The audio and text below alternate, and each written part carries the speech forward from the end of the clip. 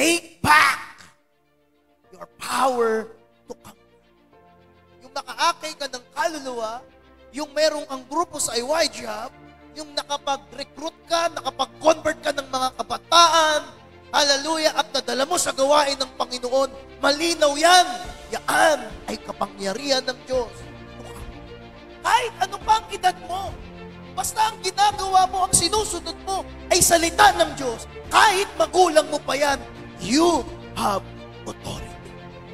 Alam nyo, kung hindi ka magtitipid sa Panginoon, kung hindi mo magagawang magtagumpay kasama ng Panginoon, hindi ka rin magtatagumpay na wala.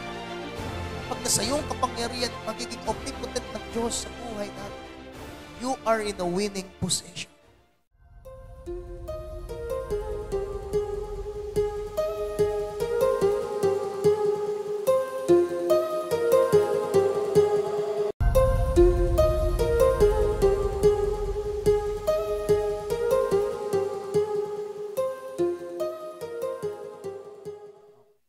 Luke chapter 10, verse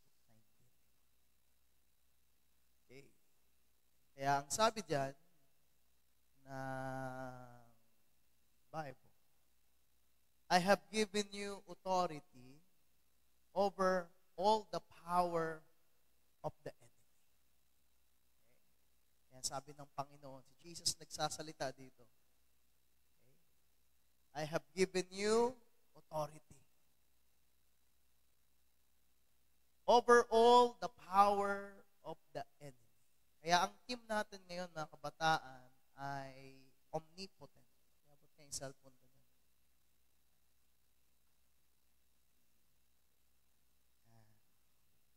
Omnipotent. Omnipotent, ang ibig sabihin niyan, ay God is all-powerful. Ang ibig sabihin ng omnipotent. All.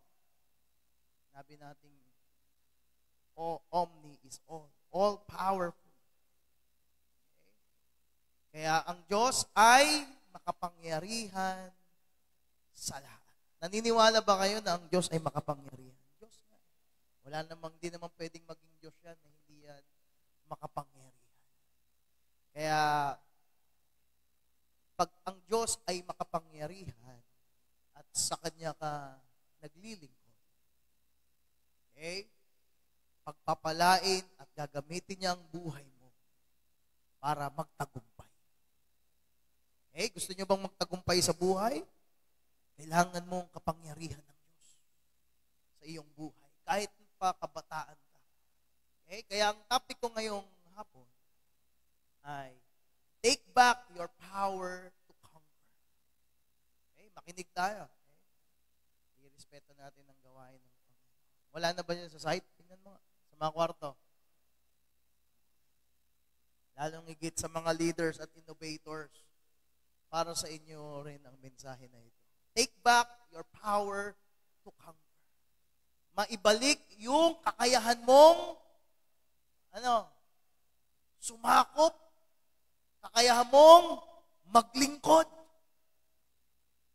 Okay? Dahil ang Diyos ang nagbigay niyan sa atin.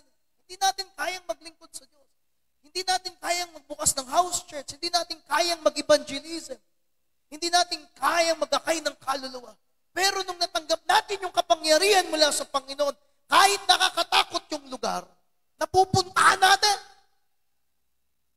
Okay? Kahit mag-isa lang yung leader, yung disciple, kahit babae yan, mag-isa lang. Kahit pupuntang mag-house church siya, kahit gabi, hindi yan natatakot. Marami yan dito sa simbahan. Pero ngayon, marami nang duwag. Bakit? Dahil nawala na yung kapangyarihan sa buhay nila. Kaya yan ang nais kong i-share ngayong hapon sa bawat isa. Take back your power to conquer. Yung makaakay ka ng kaluluwa, yung merong kang grupo sa IYJAB, yung nakapag-recruit ka, nakapag-convert ka ng mga kabataan, hallelujah, at nadala mo sa gawain ng Panginoon, malinaw yan. Yan ay kapangyarihan ng Diyos to conquer. Dahil yung mga kabataan na dapat Hindi sila na dapat nandoon sila kung saan-saan sila. Sa sagalaan sila, nasa computer shop sila, nasa basketball court sila. Pero ikaw na kabataan, ikaw na leader, ikaw na anak ng Diyos, nadala mo sila sa gawain ng Panginoon. Yan ay kapangyarihang, di ba? Mamuno. To conquer. Okay? Sumakop. Yan ang ibig sabihin. Kaya, ngayong hapon, naniniwala ako, kaya yang ibalik ng Diyos sa'yo. Sabihin mo sa katabi mo, bibigyan ka ng kapangyarihan ng Diyos. Okay? Kahit anong pang edad mo. Meron nga sa Bible eh. Di ba? Meron nga sa Bible eh. Ay na, ang edad niya ata, 7 years old ang edad niya. Okay? O higit pa, hindi ko matandaan. Nandiyan niya sa 7 years old. Ginawa na siyang hari. Isipin mo. Bakit? Kasi binigyan ng authority. So ano man ang edad mo, meron kang authority.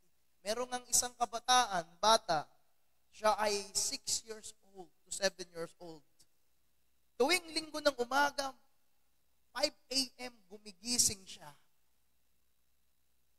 Pag tunog ng alarm clock niya, hindi siya magdadalawang isip na bumangon, mag-aasikaso, maliligo. Sabado pa lang, naka-ready na yung mga damit niya. At eksaktong alas 6, aalis siya ng bahay. Dahil yung simbahan nila malapit lang. Yung simbahan nila malapit sa bahay nila. Kaya tuwing Sunday, ginagawa ito ng batang 6 years old. Okay?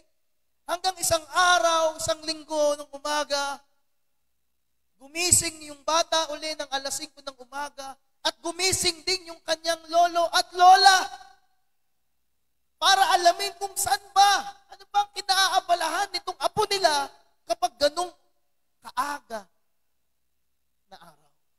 Kaya nag-asikaso din sila, umalis yung bata, sinundan nila, pumunta ng simbahan at umupo doon sa pinakaunahan. At yung kanyang lolo at lola sa likod lang. Mangaral ang pastor. Pagkatapos mangaral, lumapit yung lolo at lola ng bata sa pastor. Nagmura pa yung lolo. Kaya pala yung apo ko tuwing linggo, maaga gumigising, ay dahil maganda ang kanyang nare-receive na pangangaral. Alam mo, nadala ng bata yung kanyang lolo at lola sa gawain ng Diyos. Bakit? Dahil sabi ni Jesus, I have given you authority. Kahit ano pang edad mo, basta ang ginagawa mo, ang sinusunod mo, ay salita ng Diyos. Kahit magulang mo pa yan, you have authority. You have the power to conquer na masakop mo. Na magawa mo ang kalooban ng Panginoon. Kaya yan ang nais ng Diyos sa atin. Na may binigyan tayo ng mas higit na authority over all the power of enemy. Maraming klaseng paghahadlang, gawain ng kaaway, paninirang dyablo. Iba't ibang klase ng kapangyarihan ng kaaway. May kapangyarihan siya sa ating economic, may kapangyarihan siya sa ating education, may kapangyarihan siya over your family, over your personal. Pero nung sabi ng Panginoon, I have given you authority. Kung may kapangyarihan ng dyablo, ang addiction sa buhay mo, ang barkada sa buhay mo, mas higit ang kapangyarihan ng Diyos sa addiction. Kaya kapag nag-pray ka, Lord, alisin mo ang addiction sa buhay ko, may kapangyarihan ng Panginoon na alisin niya. Naintindihan natin? Lalo na kapag sinunod mo ang kalooban ng Panginoon, may karamdaman sa iyo, may karamdaman sa pamilya mo, ipagnalangin mo yan sa pangalan ni Jesus, gagaling yan. Bakit? Dahil binigyan ka ng power. At ganun ka din, mga leader. Hindi yung delegates mo, yun ang tuwing linggo ang delegates mo, nawala na yung power mo to conquer. Masaya ka na may delegates kang isa. Masaya ka na mayroon kang delegates na dalawa. Hindi yan ang tinuturo sa'yo. Hindi ganyan ang paghuhubog sa'yo.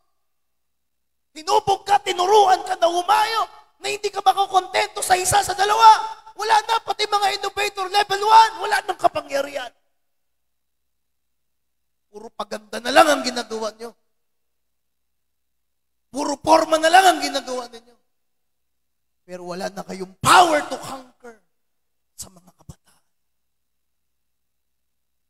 Baka pumaalis ka na lang ng linggo ng hapon, tapos kung saan-saan ka nagpupunta. Kapag meron kang kapangyarihan mula sa Panginoon, yaan ang nagiging pinagmumulan niya ng source kung bakit busy ka, abalang-abala ka, nagpo-focus ka sa pag-aakay at pag-aasikaso ng iyong ministry sa YG, sa IYG. Pero pag wala ka ng kapangyarihan, baliwala na yan sa'yo. Wala ka ng kapangyarihan na sumakop ng mga lugar, sumakop ng mga kabataan, pangunahan mo sa Panginoon. Yan. Kayang-kaya mo yung elementary. Wala na eh. Wala na eh. Innovator level 1 natin. Hindi na dapat innovator level 1 yan. Dahil wala ka ng kapangyarihan to conquer. Kaya nga sabi diyan, take back your power to conquer. Wala nang pagluha. Wala nang pag-iyak. Masaya ka na ilalagay sa group, sa data mo, sa GC. Di ba? Nalen, 1 ang delegates. Para saan yung ginagawa mo? Para saan yung pag-housers mo? Para saan mapunta yung pag-aaral mo? Yung pagsusumikap mo? Kung hindi mo yan ginagawa para sa Panginoon. Itong mga disciple na nakatira sa simbahan, wala na. Pero sasabihin ko sa inyo, kung magpapabaya kayo, itong mga baguhan na ito, gagamitin niya ng Diyos. Paaalabin niya ng Diyos. Bibigyan ng Diyos yan ng authority. Yung kandila mo, mamamatay ang kandila mo. Tandaan mo yan. Okay? Kaya, take back. Huwag mong hayaan. Kung yan ay kinuha ng discouragement, kung yan ay kinuha, hallelujah, ng pita ng laman, kung yan ay kinuha ng pride, kung yan ay kinuha ng problema, ng paghahadlang, take back! Bawiin mo! Sabi mo sa katabi mo, bawiin mo! Take back!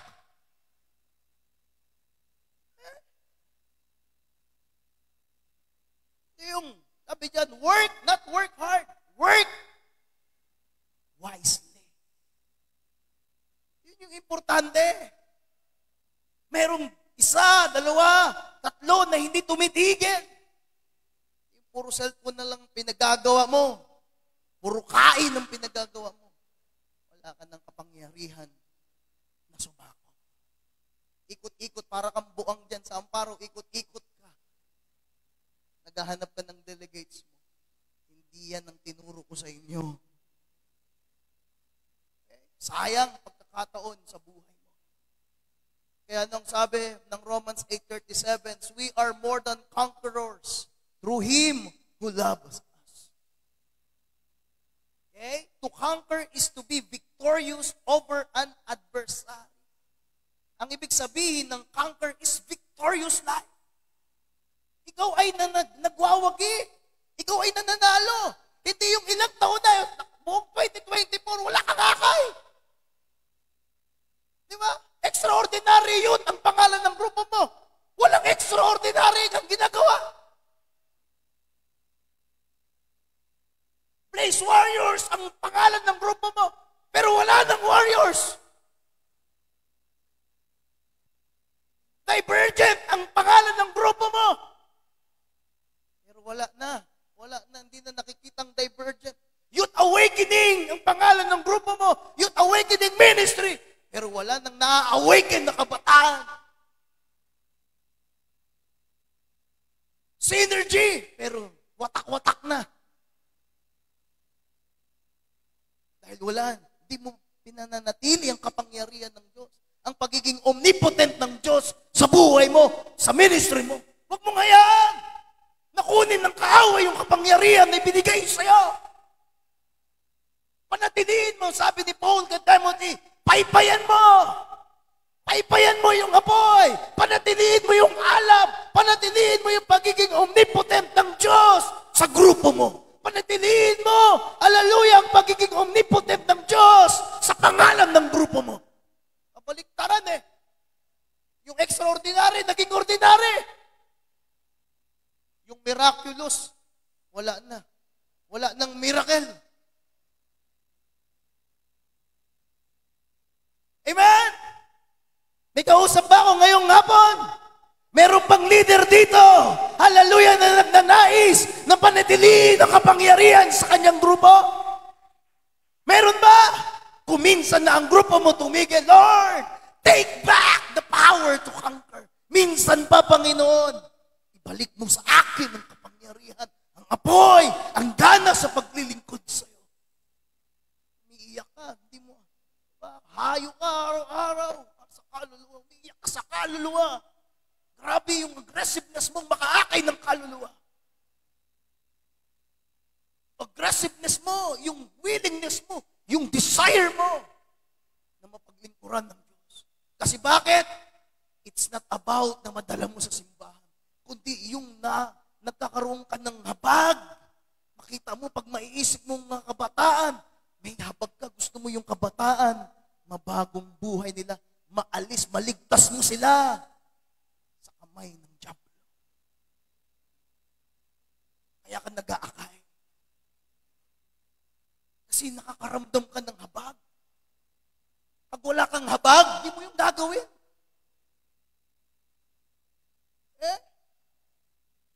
Pero kahit may dalawa akong kasama, sino dito?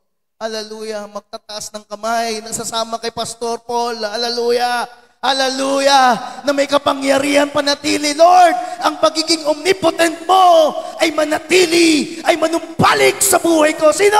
Magtataas ng kamay. Ikaw ay mo ang iyong kamay. Take back the power to conquer. Amen, kahit saan ka. Sa bus, sa gym, sa lansangan, kahit saan ka, sa school. Dahil na sa iyo ang pagiging omnipotent ng Diyos. Walang imposible. Tinding tapang mo, tinding lakas ng loob mo. Nagagawa mo. Hindi yung, di ba? Kayabangan kasi yun eh. Di ba? Isang araw, maaabot ko din yung 30 delegates. Once mo lang nangyari. Hindi mo pa rin yung naabot.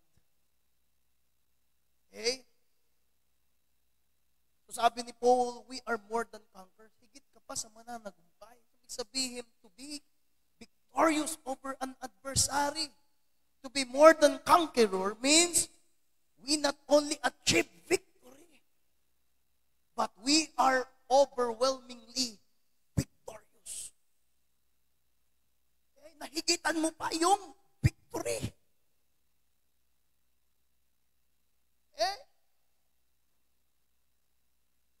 Kung sa basketball, if the final score is 142 over 6 points, okay, we know that the opposition put up a fight, but they were no match for the victors. Kung ang score sa basketball ay 142 over 6 points, anong ibig sabihin nun? No match yung kalaban. Hindi siya pwedeng, yung mga nasa side dito, punta kayo dito sa gitna. Kayo, Charis, sa kanto. Sino pa dito sa gitna? Okay, isipin mo 142 laban sa 6 points. No match. Di ba, Reynald? Nakakita ka na ba ng ganun? 142? Tapos 6 lang yung kalaban? No match. We know, sabi dyan, the win was beyond the scope of a regular victory. Sa tunay, sa realidad na basketball, bihira ka makakita niya. Pero yan ay example, okay, kapag ikaw ay anak ng Diyos, yung score na yan, ay score natin laban sa diablo. Hello? Yung score na yan, score laban kay Satanas sa buhay mo. No match! Baka nga zero yan eh. Bakit? Dahil binigyan ka ng Lord ng power to conquer. Mararamdaman mo eh. Halimbawa, nung nagpaliga doon sa Antipolo, di ba? Nagkuha kami, may grupo kami ng Ephraim. Okay? May kalaban. Mararamdaman mo eh. Ramdam mo eh. Kapag yung kalaban mo ay malakas, may panalo, mararamdaman mo kung may panalo siya o kahit anong gawin niya, wala siyang panalo. Tama? Pag basketball player ka, alam mo eh. Kapag yung kalaban mo, wala, kahit anong gawin ito, hindi ito mananalo sa amin. Diba? Dapat ganyan. Kapag may kapangyarihan ka mula sa Panginoon, ganun yung pakiramdam mo. Ano mo yun? 6-footer ka, tapos yung kalaban mo, bata, tatalo ka ba doon? No match. Dapat ganun. Kapag may kapangyarihan ka mula sa Panginoon, no match sa'yo ang problema. No match sa'yo ang paghahadlang. No match sa'yo ang discouragement. Because you have the power over the enemy. Amen. Ganyan. Yung pag-aaral, no match yan sa'yo. Pag nasa'yo si Jesus. Diba yung iba, nag-aaral pa lang, parang mamamatay na eh. Mag-aaral pa lang yun. Paano pa kaya kung higit pa doon sa gagawin mo? Pag hindi mo natutunan yun, hindi mo na-receive yun, kaliit-liit na problema, napakalaki na sa'yo. Kapag wala kang kapangyarihan mula sa Panginoon, alam mo yung puyeng, sino na puyeng na dito? Siguro lahat tayo na-experience natin mapuyeng.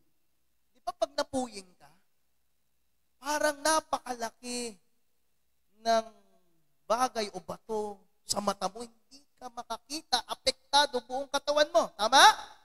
Pero pag natanggal yung puyeng, kikita mo na, halos hindi mo makita.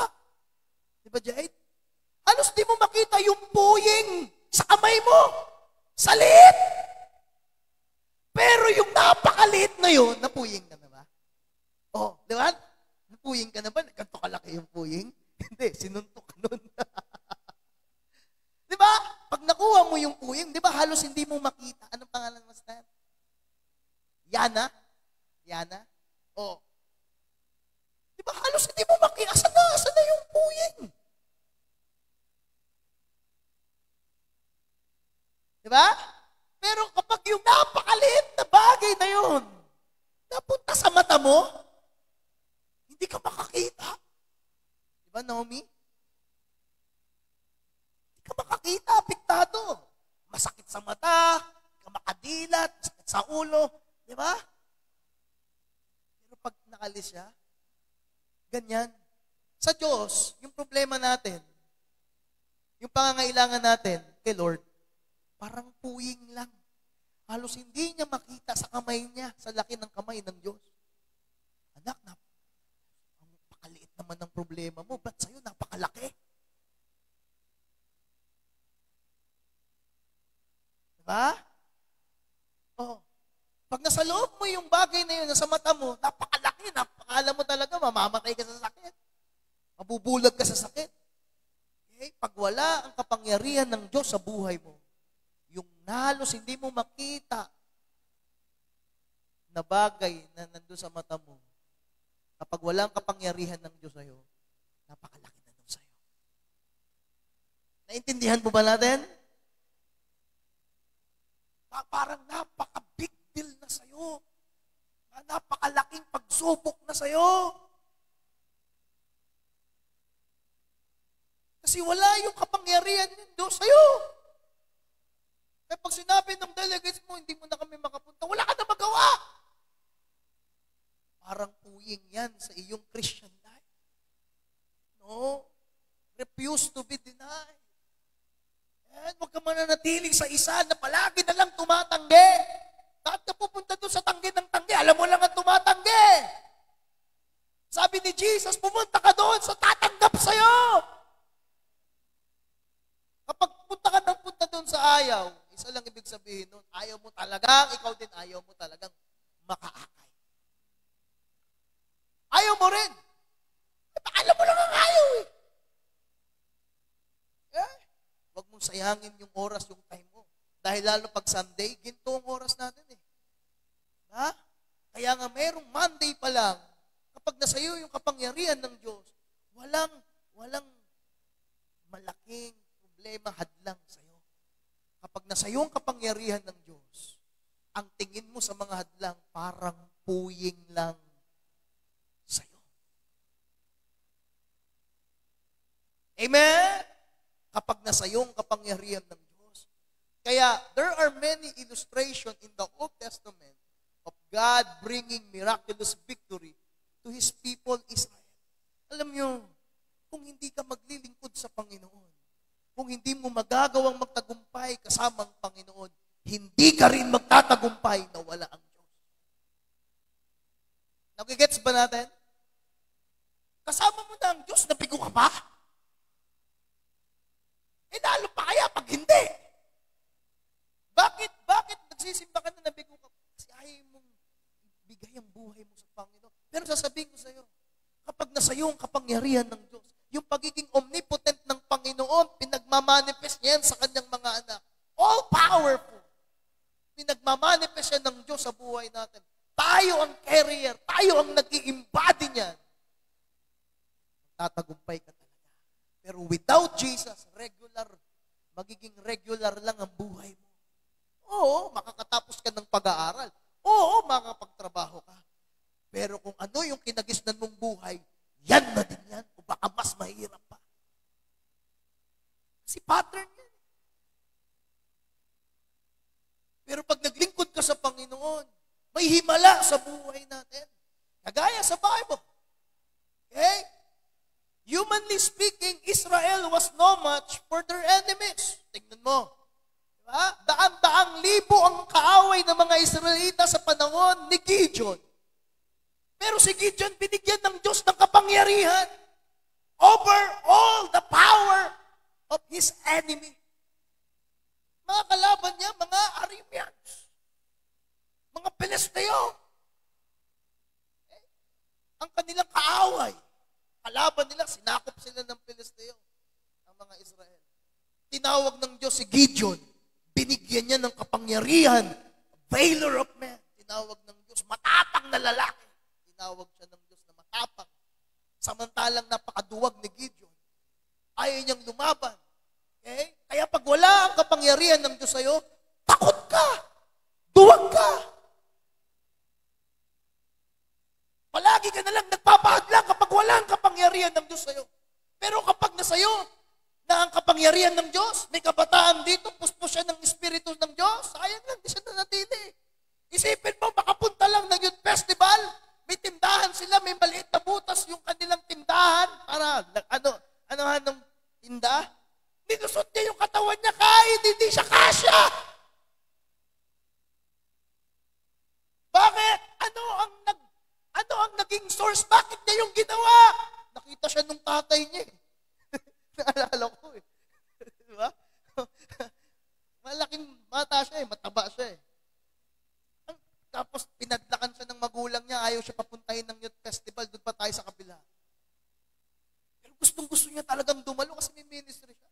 Nakita niya yung butas sa tindahan, nilusot niya yung katawan niya doon. Nakita siya ng tatay niya, hindi siya makalis. Naipit yung tiyan niya sa gitna. Hindi na siya pabalik. Sipin mo, iyak siya ng iyak kasi hindi siya nakadalo ng youth festival. Sabi niya, Pastor, kung nagkasya lang ako doon, wala eh. Pagdating ko sa kalahati, hindi na ako makalabas. Naipit ako. Nahuli ako ng tatay ko. Magagawa ba yun? Magagawa yun. Isang kabataang may kapangyarihan ng Diyos. Amen! Pero hindi yun magagawa ng isang kabataang walang kapangyarihan ng Diyos. Alam mo, ang isang kabataang walang kapangyarihan ng Diyos, anong meron siya? Reason. Ang liit-liit na puying, malaki para sa kanya. Paggalaan nga eh. Kahit di kapayagan ng magulang mo, mapaggalaan, tatakas. Hello? Sabi, uy, may birthday po. Ano tayo? Celebration tayo. Paalam ka, di ka pinayagan, di ka mapakali talaga. Gagawin mo, tatakas ka.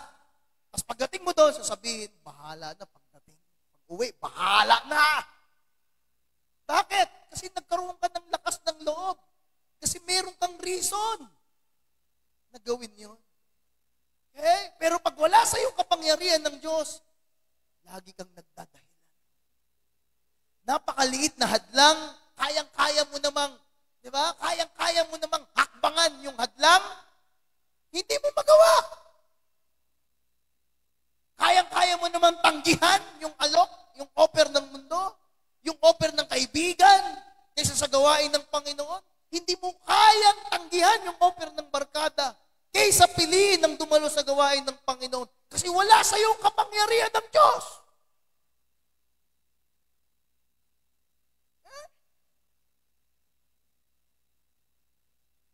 Innovator leader ka. Wala ka na, di ka na nagde-desire na magkakaiba ng maraming mga bagong mukha para sa gawain ng Panginoon. Ang dami mong gustong gawin, nagiging mukha ka ng pera. Kabataan dito, mga leader dito, nagmumukha ng pera, gusto yumaman eh. Hindi kaya yaman. Gusto gamit. Gusto pamporma, pampaganda, pampagwapo. Walang mangyayari sa'yo. Hindi tayo makakarating dito kung yan ang inumpisahan natin. Hindi tayo dyan nag-umpisa. At hindi rin tayo dyan magtatapos. May kasama ba ako ngayong hapon? Kaya si Gideon, takot na takot siya. Pag wala si Lord sa'yo, walang kapangyarihan, takot ka. Pero nung binigyan siya ng Diyos, ng pagiging omnipotent niya, alam mo, 100,000, daan-daan libo, di karwahe, nakakabayo, nakakarwahe, may mga pana, napakalaking hukbo ang kalaban ng mga Israelita ni Gideon. Isipin mo, tapos sila 300 lang sila. Isipin mo, 300 lang sila. No match. No match yung daan-daang libo.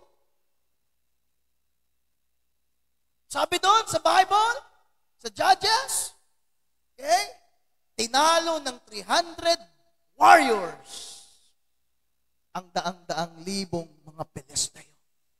Imposible yun. Pero posible sa mga taong may kapangyarihan ng Diyos. Okay? Dumating ka sa simbahan na ito na wala kang kaalam-alam. Ang ibang kabataan dito, dumating ka, elementary ka pa lang, dumating ka dito sa church. Ang iba, first year high school. Yung iba, doon nang galing dyan sa kabila. Alalahanin mo. Diba? Wala ka pang isip, wala ka pang muwang. Dumating ka, wala ka pang muwang na receive mo ang kapangyarihan.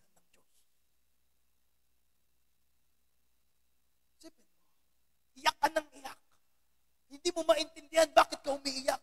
Yung iyak na yun, hindi yun iyak ng kalungkutan. Hindi yung iyak na nasasaktan ka. Iyak yun dahil na-receive mo ang kapangyarihan ng Holy Spirit. Hindi ma-contain ng iyong physical na katawan. Kaya hindi niya maintindihan yung na-receive mo ang power ng Holy Spirit. Ang naging response mo, umiyak lang ng umiyak. Pero hindi kayong di ba pag umiiyak ka dahil nasaktan ka, di ba masama ang loob mo, pinagalitan ka ng magulang mo o sino man, di ba pag umiiyak ka na ganyan ang dahilan mo, di ba nangihina ka, halos mamatay ka? Sino na umiyak ng ganun? Sa sama ng loob, sa galit, di ba nangihina ka? Nadidrain ka, nauubos ka halos.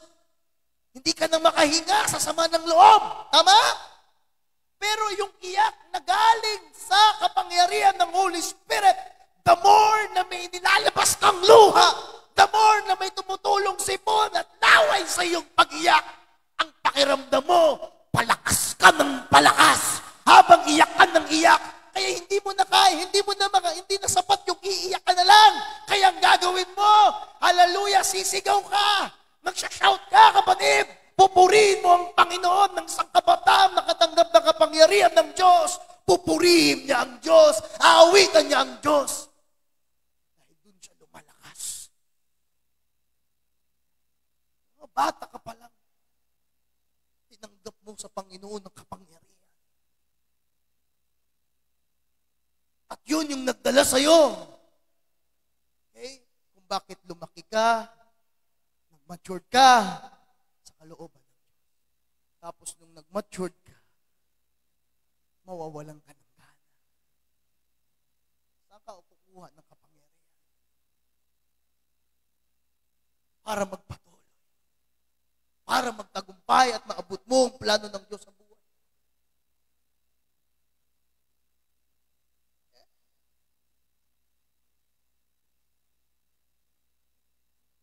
Kaya ang kausap ko ngayon, hindi lang yung mga baguhan.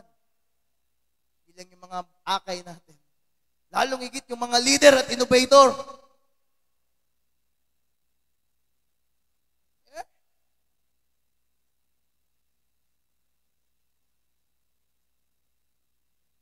Kaya, no much in the Gideon, pero dahil sa kanyang kapangyarihan ng Diyos, ito pang maganda. Ito pang maganda. Digmaan, di ba? Digmaan. Literal yan, digmaan, patayan niya sa Old Testament. Hukom, panahon ng hukom yan. Yung mga kaaway, naka-full armor, nakakarwahe, kumpleto, pangdigma, sasakupin talaga sila, tatalunin. Alam mo, ang dala-dala ng mga Israelita, wala silang espada, wala silang karwahe. Alam mo, dala-dala, banga, sulo, yung apoy, para may ilaw, at saka, pakakak, parang torotot. Okay? Usually, yung pakakak, ano yan? Sungay, ang hayop. Yung mga Israelita, iniihipan nila, pinapatunog nila yan. Isipin mo, ang kalaban mo, daan-daang libo, pero ang hawak mo, banga, ilaw, at saka, instrument. Okay? Ang mga Israelita, sasakupin nila ang promised land, ang dala nila, cymbals, gitara, bass, microphone, wala pang microphone noon. Mga awit, tambourine. Pero sasakupin nila, promised land. Mga higante. Ano ang sabi?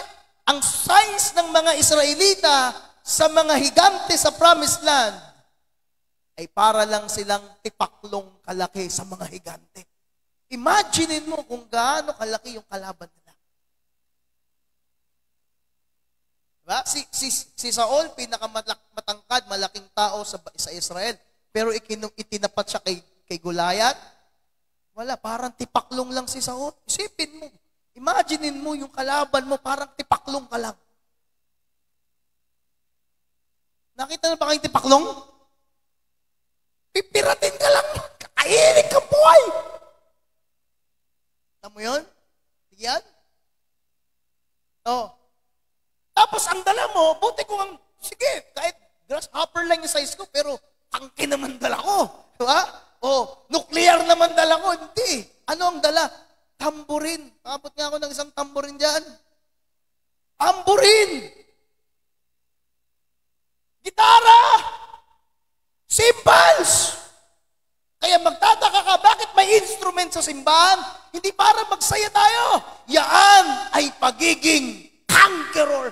Every time na tayo ay umaawit, tumutugtog, nagme-ministry sa worship team, kapatid, nagbibigay tayo ng tagumpay sa buhay ng bawat isa. Yan! Oh, tamburin! Sasapak ka, daan-daan libong mga kaaway mo, may mga sibat, may mga pana, tapos, ang ilalaban mo, tamburin! Ano ka mananalo ng tamburin? Diba? Kahit mag-away tayo, tamburin ang gamit ko, ang hirap mong patayin eh. Diba? Makakapatay ba yung tamburin? Hindi!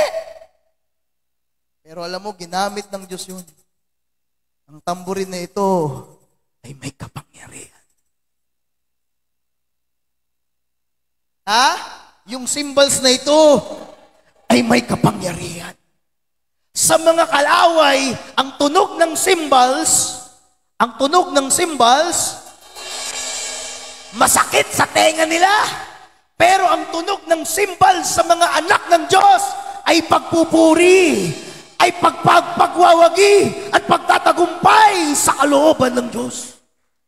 Ang tamborin, masakit sa pandinig ng kaaway.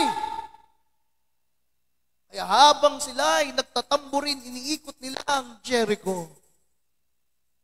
Isipin mo, yung wall ng Jericho, kakapal, 2 karwahe, pwedeng magsabay, magkarerahan sa kapal ng pader. Diba? Means, hindi mo kaya sirain yung pader para masakop yung Jericho. Pero anong ginawa ng Diyos? Sabi niya, magpaingay lang kayo ng tamborin. Okay? Sabi doon, sa ika-7 araw. Anong ika-7 araw dito sa Pilipinas? Sunday. Sa ika-7 araw, patunugin mo ng malakas ang iyong tamborin. Patunugin mo ng malakas ang iyong tambol, ang iyong gitara, ang iyong bass, ang iyong keyboard. Hallelujah, ang pagsasayaw, ang pagpupuri, umawit kayo sa Panginoon. Makikita niyo ang kapangyarihan ng Diyos. Ano nangyari? Ano nangyari? Yung wall ng Jericho, binaon ng Diyos sa lupa. Hanggang ngayon, kahit modern world na tayo, hindi nila matrace, hindi nila mahukay yung lalim. Kumbaga, inalis ng Diyos ang wall ng Jericho. Sa sobrang mangha, hindi makapaniwala yung mga Jericho. Kasi habang sila'y nagtatamburin, alam nyo ba, nasa taas ng wall, yung mga kalaban, pinagtatawanan sila. Ha? Ganyan ang mundo.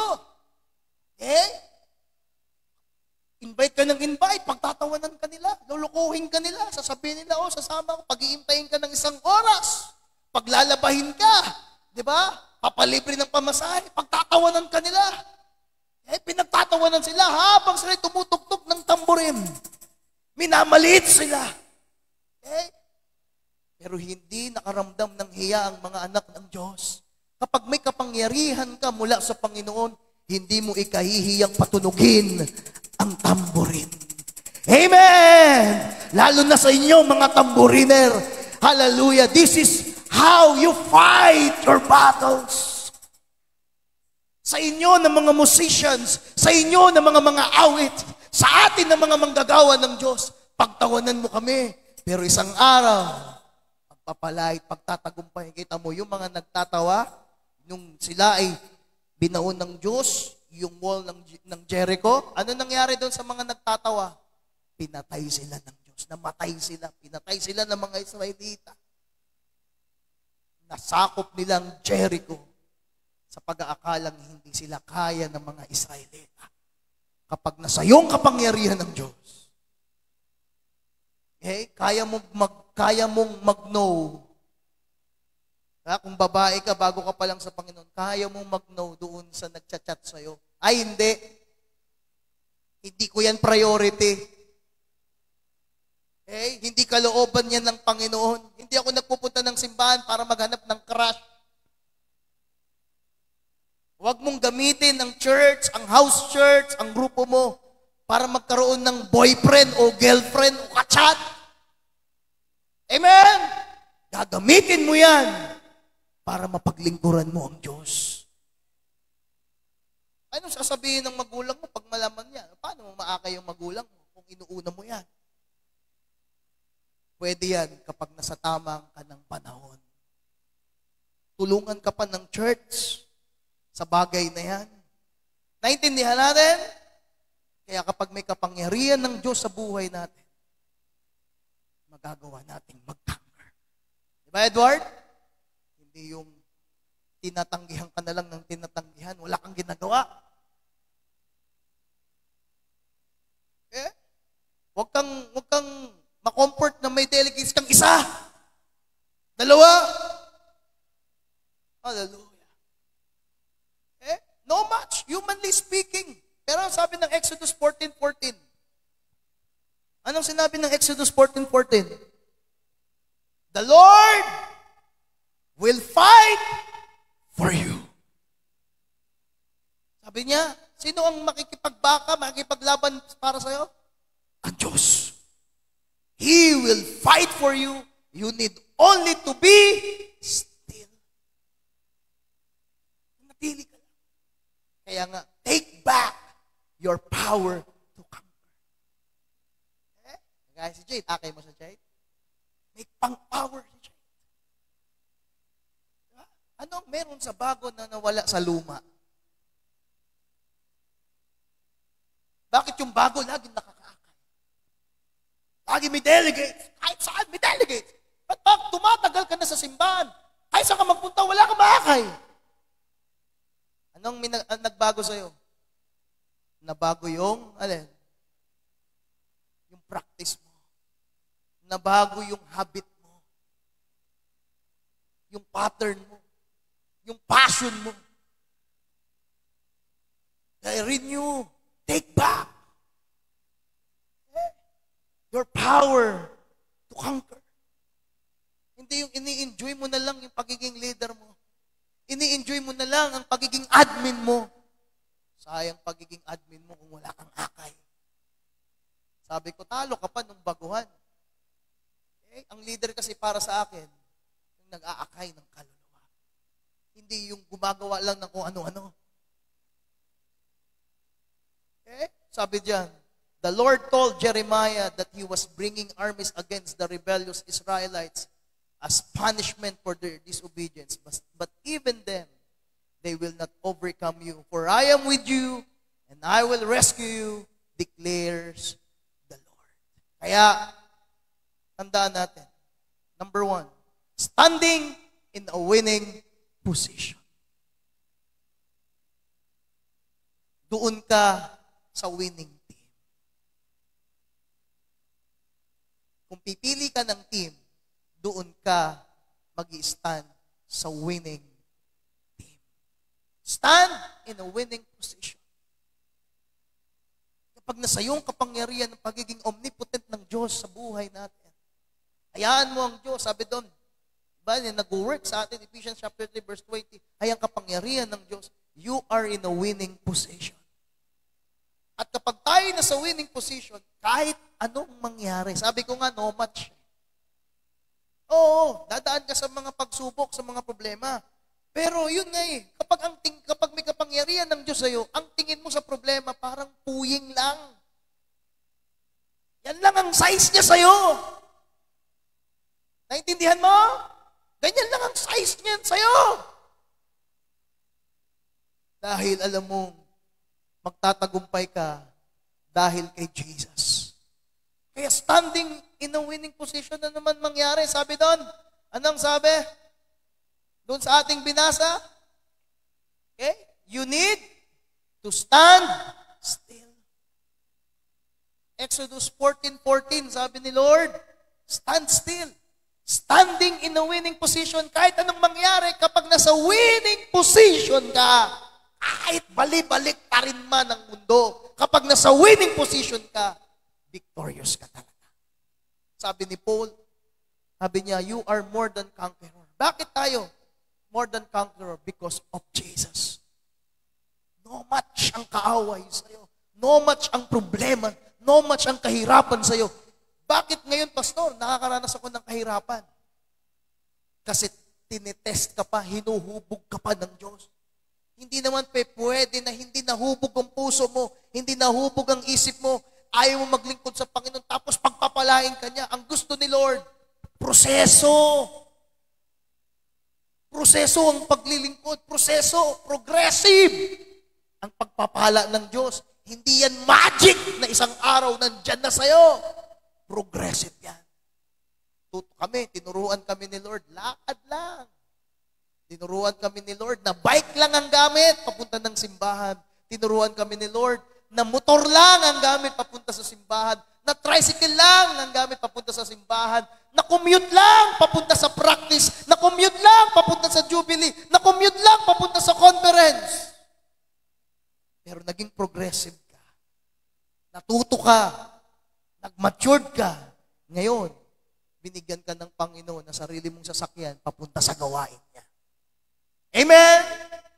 Progressive. Kaya stand ka lang sa winning position. Kung gusto mong magkaroon ng pagbabagong takbo ng sambahayan mo, standing in a winning position. Diba? Naalala nyo? Sa mga hinahadlangan, sinasaktan pa ng magulang yung iba. Grabe ka kumanindigan. Halos mapasuko mo yung paghahadlang ng magulang mo. At kaya nga mga, yung iba, naakay mo yung pamilya mo dahil sa pag-stand mo sa winning position. Kaya tumigil ka, nagpaakay ka sa kanila. Natitiis mo ba? Nakikita mo sila nag-iinuman, naglalasing. Mga kapatid mo, sambayan mo, ayos na yan sa'yo. Yan na ba ang magandang buhay para sa'yo? Hindi pa uli ang lahat. Take back your power to conquer. Mawiwin mo pa yan. Dahil sa tulong ng Diyos. Kaya nga ang tema natin, omnipotent. Omnipotent God. God is all-powerful. Kaya ko, kaya ng Panginoon, hallelujah, na masakop ang lugar na ito. Dinideclare ko yan sa pangalan ni Jesus. Kung meron 2 o 3 o higit pa akong kasama na leader ngayong gabi, ngayong hapon, hallelujah, tumayo tayong lahat.